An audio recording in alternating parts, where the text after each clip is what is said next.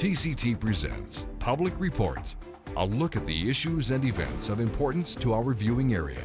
Now, here's your host. Welcome to KDMI Television. I'm your host, Al Perez with Regenerate 7, and you're watching the TCT Public Report.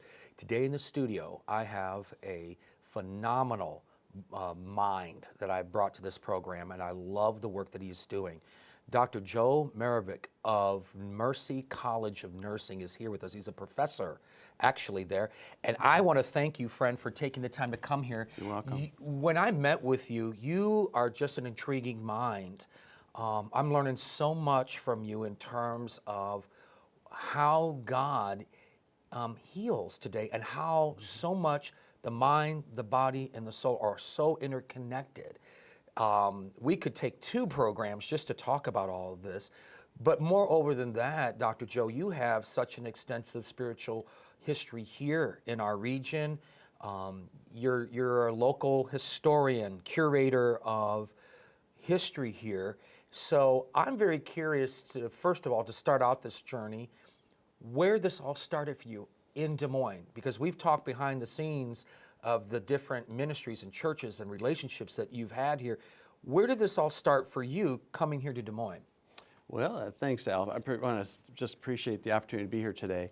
It started when I had a church opportunity. I've served at 3 different churches over a span of 26 years, and as a pastor, different denominations and backgrounds. It's really been an enriching experience.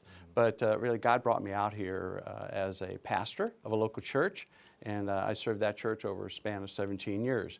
And then the last 14 years, I've had the opportunity to be a professor at Mercy College of Health Sciences here in Des Moines. And how do you make that shift pastorally? Because everybody knows pastors get into a certain rhythm and they know the ministry and how it works and preaching, but to make that quantum leap into being a professor for a college here, that's a big paradigm shift. Yeah. So tell me how that happened. Well, Al, I have really taught at 5 different colleges and universities and graduate schools, and even around the world. I spoke at the Evangelical Moscow Seminary in Moscow, Russia, even one time in '94, just after the wall came down. And so I've always had higher education, has been a real passion of mine. And so I was doing that at the church. I was kind of a senior associate in charge of adult education and ministry, discipleship, leadership development. I've done a lot of consulting and done some seminars and stuff nationwide and in different parts of the world, including Australia and, as I said, Russia. So what is it that you do at Mercy? Let our viewers know. It's so intriguing to me. He's got me on this path of study. See, that's what happens when you have a friend that's a professor. Right away, he gets you. But you got to be a lifelong That's learner. true. We got to be students learner. of the Word, That's students right. of life. That's right. And it's just put me. You know how that is. You start studying this stuff, and it's like I got questions, and now I gotta set up meetings with you to go through the process. But talk about what you do there at Mercy right now. What's your function? Yeah, I am teaching in the area of philosophy and religious studies. I teach 9 different courses there at the college. So what courses do you teach? Well, I teach 3 in critical thinking.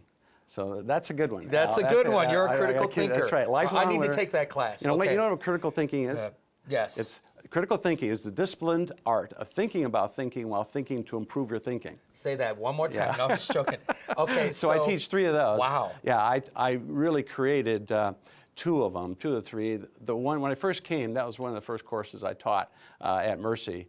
I started as an adjunct, and they couldn't find anybody to teach it. And then when he handed me the textbook a week before it was supposed to start, then I knew why they couldn't find anybody to teach it. I mean, it was like the rocket science of critical thinking.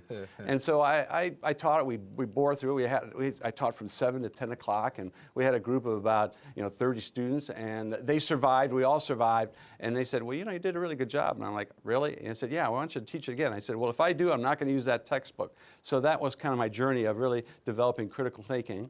And then I had within a 6-month period, I was hired full-time as a professor. And I teach critical thinking in a diverse world, applied critical thinking, and critical thinking. Then I teach 3 religious studies classes, New Testament analysis. Some of the charts that you had are from there.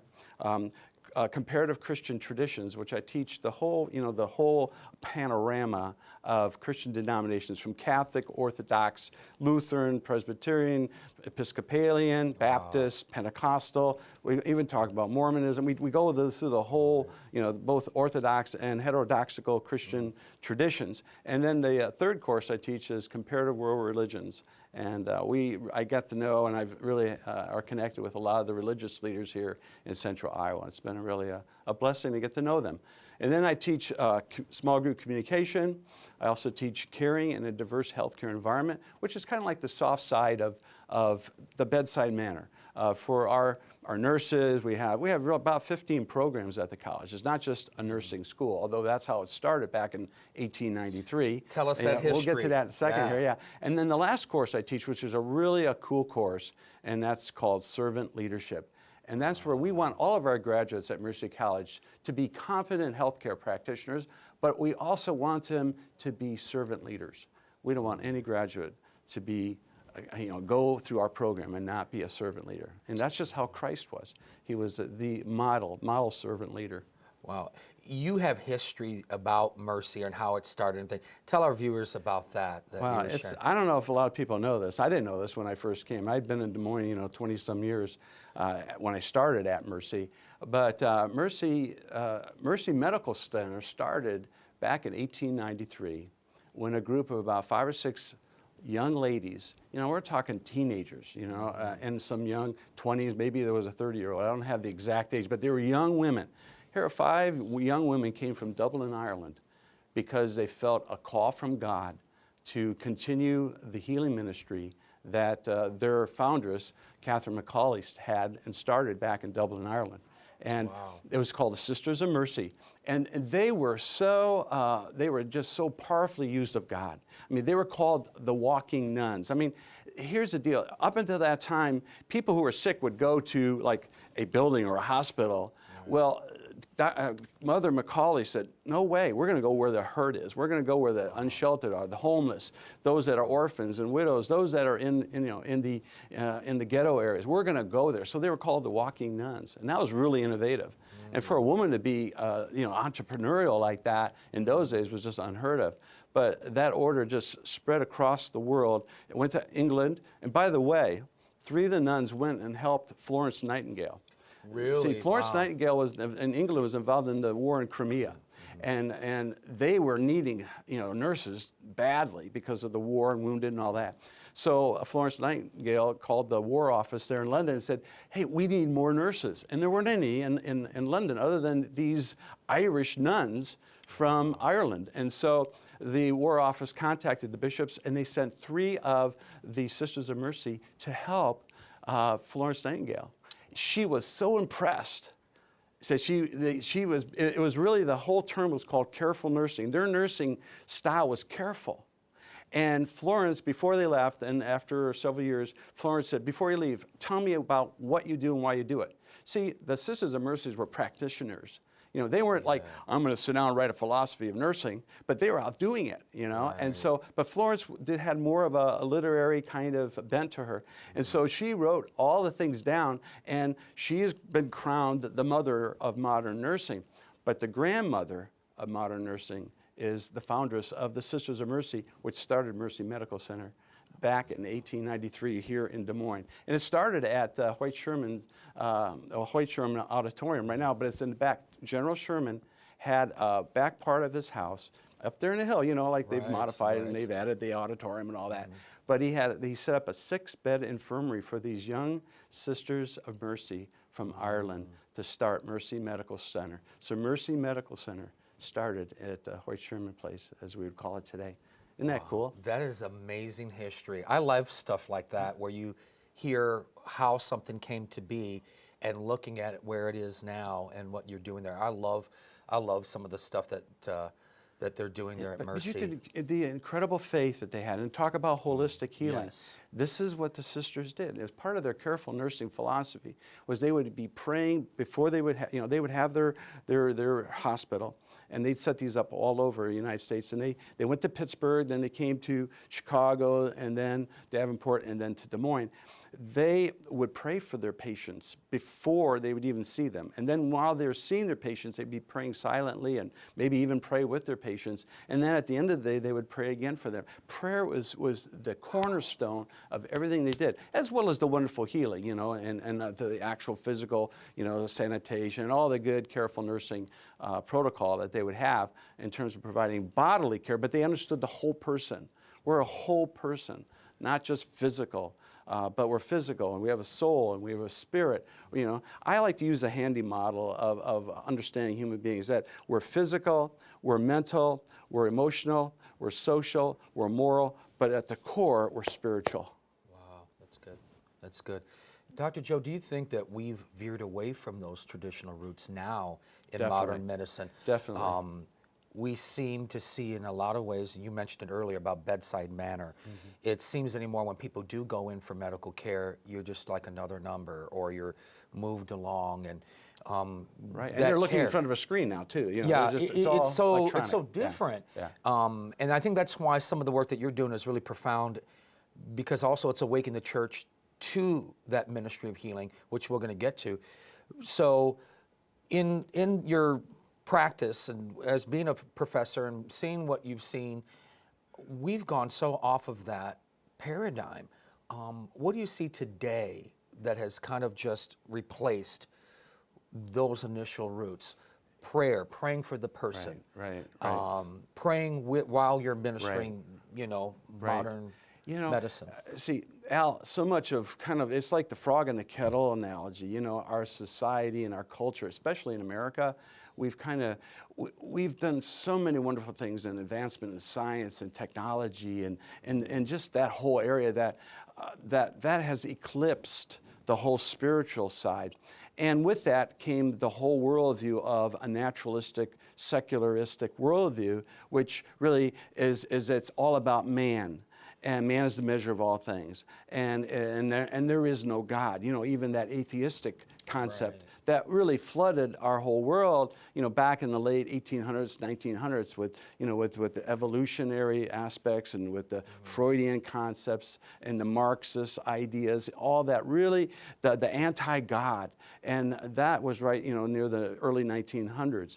And so we're living, unfortunately, the biomedical model that we have is leaves God out. And it's all about a man and medicine, drugs, technology and science, that kind of thing. And we don't really zero in on the whole aspect, the holistic aspect, So, we do wonderful things, heart transplants, all that. That's phenomenal. But we got to remember, we're not just body parts. We are a whole person. We are made in the image of God. There's really two parts of us, the material and immaterial part. The material part, as you know, if you've ever seen a cremation, the cremains fits in a little jar maybe like that. Again, depending upon how large the person was. But that was the dust that God breathed into. He breathed the dust in the earth, and we are then the material with the breath of God, the immaterial, made a human being. So there's really two parts of us, material, immaterial. And we focus on the material, the bodily part. Jesus had 4 kinds of healings, and maybe we'll get into that another time. Yeah. He healed, yes, obviously he healed the blind and the lepers and those who were crippled, the paralytics. But he also cast out evil spirits. He commanded his disciples to do 2 things: heal the sick, cast out evil spirits, because there's a correlation in order to ultimately proclaim the kingdom. And that's really what we're called to do. We've lost our inheritance. And then going back to your questions, what has happened today? We've lost that Jesus didn't say, okay, hey, you want to get well? I'm going to fill out a script. You go take this to the Pharisees at the synagogue, and by the corner of happy and healthy, you can get your drugs to help you get healed. It's not about drugs, and so you know what the word drug is in Greek? It's pharmakia. Pharmakia, where we get pharmacy. And that's called sorceries. A lot of our whole solution to healing people is give them some drugs. Well, and now we're wondering why we have an opioid epidemic. Yeah, Exactly. Hello. And that's continue to enslave people. We're dealing with symptoms instead of sometimes the cause. And that's where Jesus said, those 4 healings. Physical healing, obviously, but he had spiritual healing. Connect people back with God, because through sin we got disconnected. Third was the inner healing, okay? We would say psychology and stuff like that. But, you know, the shame, the anxiety, the stress and guilt, all the things that mess up a person's life. We know that affects. But then fourthly, which we don't even talk about today, unless Hollywood's talking about it and making money and entertaining, and that is deliverance of evil spirits, okay? And that is a very real thing. In fact, 1/3 of all of Jesus' healing ministry miracles, okay, people who were blind, mute, that were also deaf, that had a fever, that had psychosis, that had arthritis, when the evil spirits were cast out, they were physically healed. That's what I call a pneumosomatic illness. 1/3 of all of the healings in the Gospels, okay? I've studied the Gospels for decades, okay? I've analyzed it. I have my students analyze, and we look at how did Jesus, the great physician, heal people? And if we will follow his example, you know what? I think we'll have better outcomes than we have even today. But we've kind of left God out, and it's all about man, it's all about technology, it's all about drugs. And I think, you know, unfortunately, a lot less healing is occurring than God would want. And that's where I try to teach the holistic side, that let's deal with people, let's heal them in a holistic way. Let's bring them to God, the importance of prayer. God is ultimately the great physician. And our trust should be in the Lord, ultimately. Yes, we can depend on our doctors and surgeons, and we have some wonderful surgeons and doctors all over. But ultimately, God's the healer. He gets the glory, and he's the one that he wants us to depend on him and trust in him. Wow. Wow, that's profound. Professor Joe, do you feel that message is resisted? Do you find resistance to this message at all when you're teaching this? Oh, yeah. Because, for sure. In what ways and what manners do you see that resistance? Is it where you are, or is that message in general resisted by a lot of the local church? Well, it depends. A lot of people, again, if you're not Pentecostal, for instance, or you don't believe that the Holy Spirit's still working today, then that's just not even part of the equation, unfortunately. And I went to one of the, I've been to 3 seminaries. I have 3 different degrees. And one of the seminaries I went to believes that, you know, those things ceased at Pentecost, okay? That was it. I mean, it's more of a dispensational model that no longer the Holy Spirit is doing those miraculous gifts.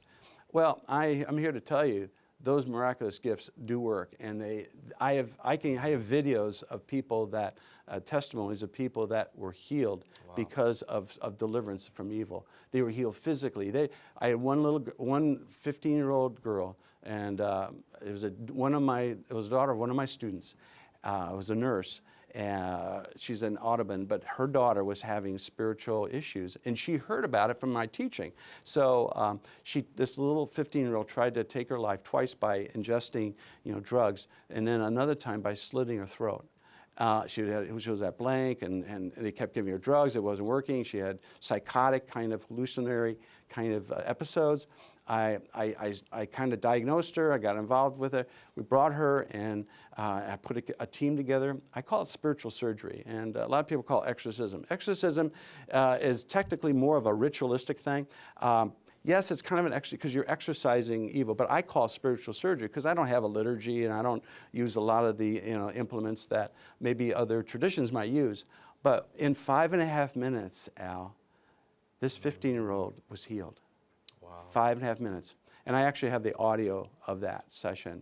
And I share this with my students. I just say, hey, if you want to we talk about critical thinking, okay? If you want to really think about your thinking while thinking to improve your thinking in a fair-minded way, not egocentric, it's not about me, it's not sociocentric, it's not about us, but I want to be ethical, moral, fair, just, look at the evidence and say, what really is the best way to explain this?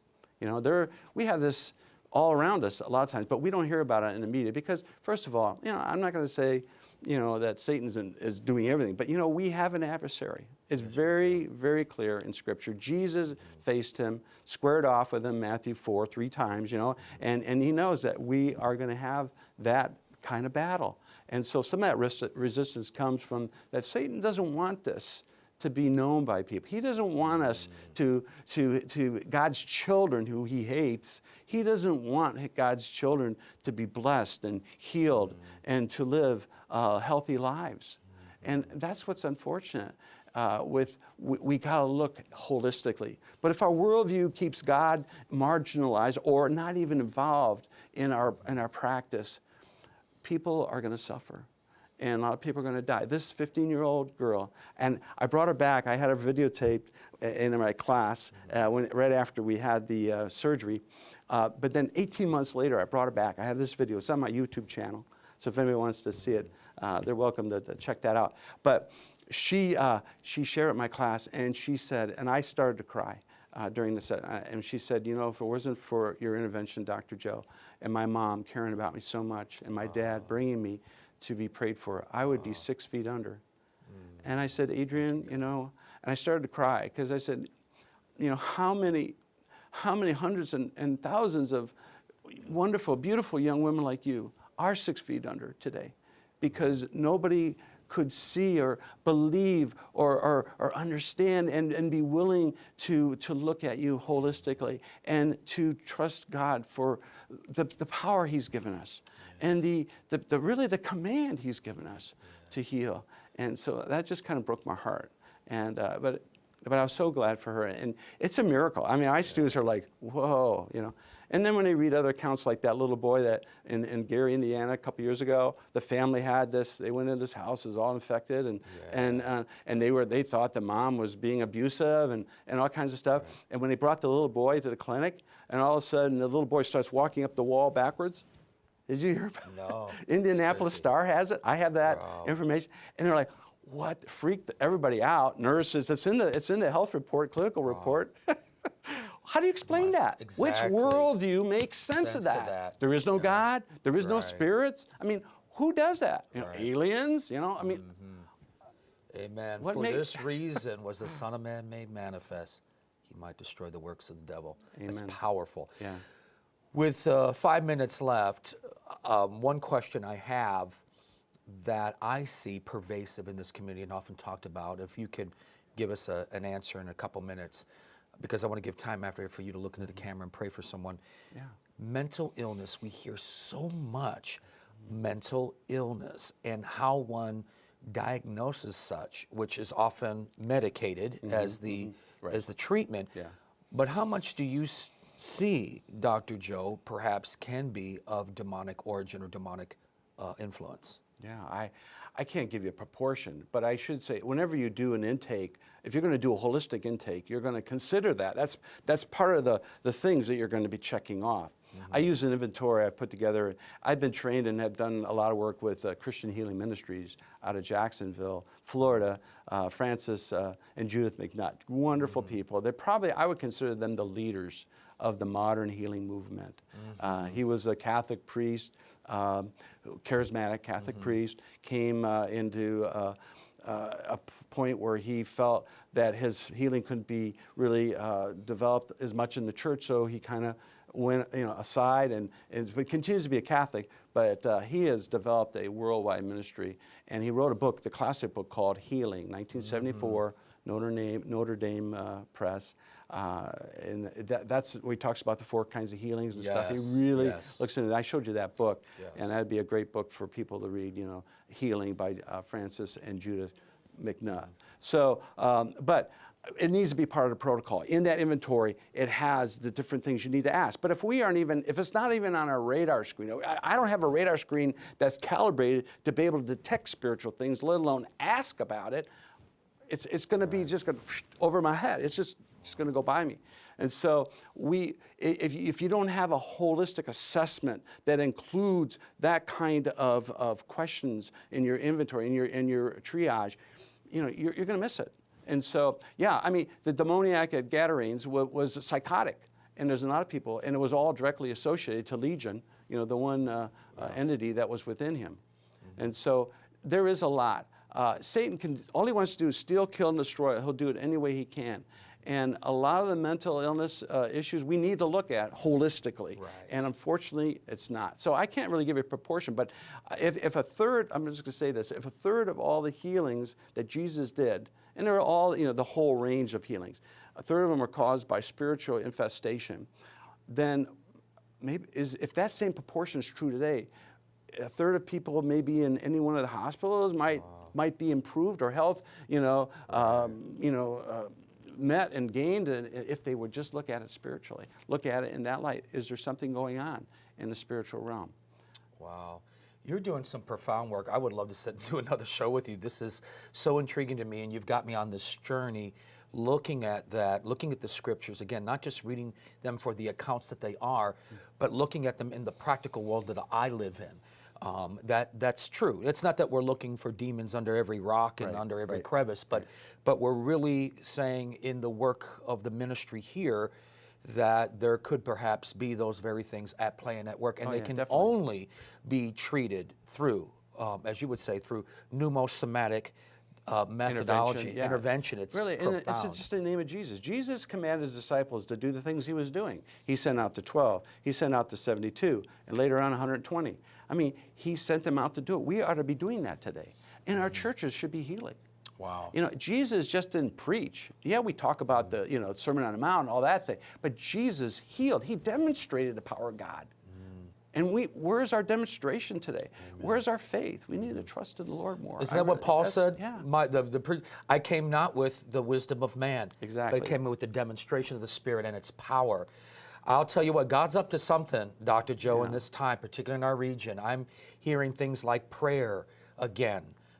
We're hearing that the move of the Spirit of God is moving again in our region, and people like yourself and so many others. God is just raising you guys up to herald a message to our region. If you're watching this program, Dr. Joe, do you offer these classes that can be taken at Mercy?